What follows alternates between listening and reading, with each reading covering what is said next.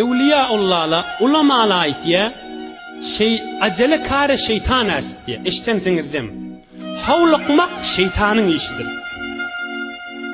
Yöne 5 yerde havluqmaq peygamberlerin işidir diptir. Havluqmaq şeytanın işidir. Emme 5 yerde havluqmaq peygamberlerin işi. Şu 5 yerde havluğun peygamberin idine düştüğünüz olar. Yek mihman gelse salatımrak çaytığın ver. Havluqmaq şeytanındır demek iştibadır. Bakımrak bir çaytığın. Neçe yetiştiğinden. İkilencesi bergin mami. Acele şeytanındır deyip iğinğan gelip görme. Bakımrak ver deyiptir.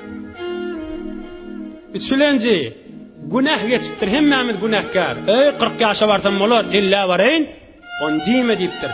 Şunu erçeye koyma. Şu mahalını 12 dakika koyma. Niçe bakımrak tövbe. 3.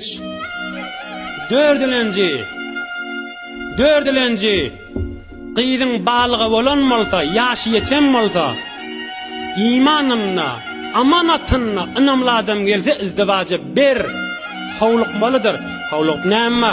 Qıydımın yaşı var mı? Dime. Peygamberlerin yolunu tuttuğun molar. Yetirip otis, eşittirip otis.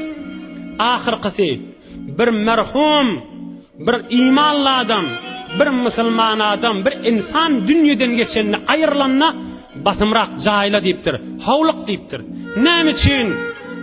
Eger qawa adam bolsa, porsu dünyadan dinsin matımrak barsın barmady yerine.